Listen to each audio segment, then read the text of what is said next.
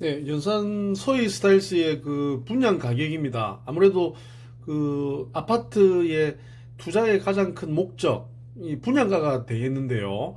이 분양가가 얼마인지에 따라서 주변 시세하고 비교해 봤을 때 저렴하게 나왔는지 아니면 비싸게 나왔는지에 따라서 투자의 가치는 달라질 가능성이 크다는 저는 이렇게 생각합니다. 그러면 이 서희 스타힐스, 이 연산동의 서희 스타힐스는 지금 28평 같은 경우에는 제일 높은 게 4억 6,300 분양가. 여기에 뭐 발코니 확장비 1, 2천 더하면 아마 한 5억대 가까이가 되고 84A, 84B 같은 경우에는 5억 한 중반대까지 지금 형성이 되어 있습니다. 제일 높은 층을 기준으로. 자, 그러면 여러분들이 지금 판단해 봤을 때 이 가격이 적정한 금액인지 주변 시세를 한번 살펴봐야 되겠죠. 근데 연산동 서이스타 힐스의 주변 아파트는 그 바로 밑에 있는 어, 연산동 한일 유엔아의 아파트입니다. 이것도 500세대 안 되는 아주 조그마한 아파트인데 이게 10년이 넘어간 아파트이기 때문에 지금 평당 한 1,000만 원 정도,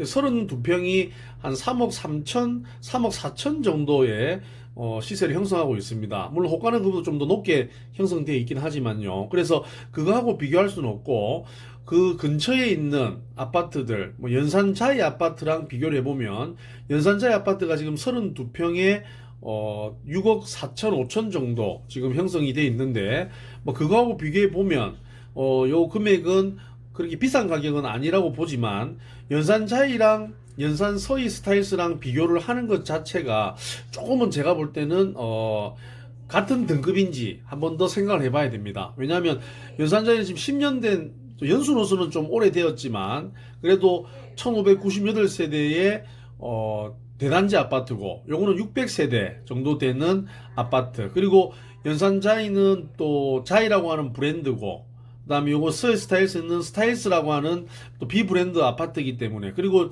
지하철 역세권에 대한 거리라든지 입지 이런 거 비교해 봤을 때 분양 가격이 뭐 그렇게 주변 시세에 비해서는 그렇게 착하지 못하다라는 결론이 나오게 됩니다. 그래서 요 분양 가격만 비교해 봤을 때는 투자 가치는 뭐 그렇게 높지 않은 그런 단지가 될 가능성이 크다. 저는 그렇게 판단하고 있습니다. 자, 그리고 마지막으로 청약 안내에 관련된 내용인데요.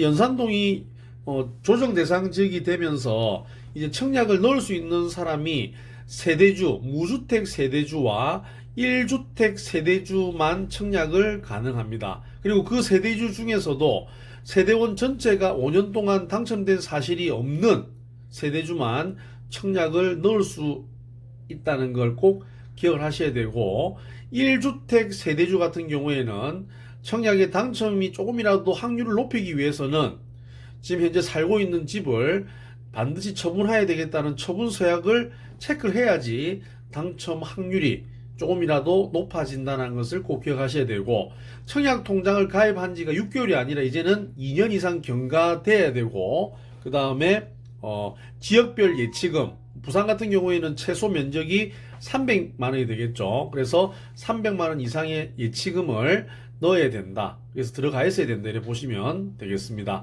그리고 특별 공급이 2021년 2월 18일 목요일 날 진행을 하고요. 오전 8시부터 5시 30분까지 진행을 합니다. 그리고 1순위는 2월 19일 금요일, 그 다음에 1순위 기타 지역은 2월 22일 월요일 날 진행되는데 지금 일반 분양 개수가 105개밖에 안 되기 때문에 아마 1순위에서는 마감이 되지 않을까 싶은데 경쟁률은 그렇게 많이 나오지는 않을 가능성이 있습니다. 그렇다고 해서 뭐 계약이까지는 안 되고 이러진 않고요. 요즘 부동산 시장 자체가 워낙 좀 아직까지 그 뜨거운 그런 불장들이 남아 있기 때문에 분양하는 데 있어서는 큰 문제는 없을 가능성이 있다. 그러나 투자의 관점에서 볼 때는 조금 저는 이 지역은 좀 이 단지는 좀 조심을 해야 된다. 그리고 접근을 해야 된다. 보고 이 동네에 살고 계시는 실거주자분들 그리고 가점이 낮아가지고 일반 좋은 데는 당첨되기 어려운 가점자분들, 특히 뭐 20점, 30점 뭐 이런 분들 있죠. 그런 무주택자분들은 한번 청약을 내보시는 것도 하나의 저는 방법이 될 수 있다라고 생각을 하고 있습니다. 자, 그리고 마지막으로 청약 요 안내 부분, 청약 특별 공급 부분입니다. 뭐 특별 공급은 기간 추천부터 시작해서 노부모 부양 이렇게 5가지 정도로 되고 있는데요.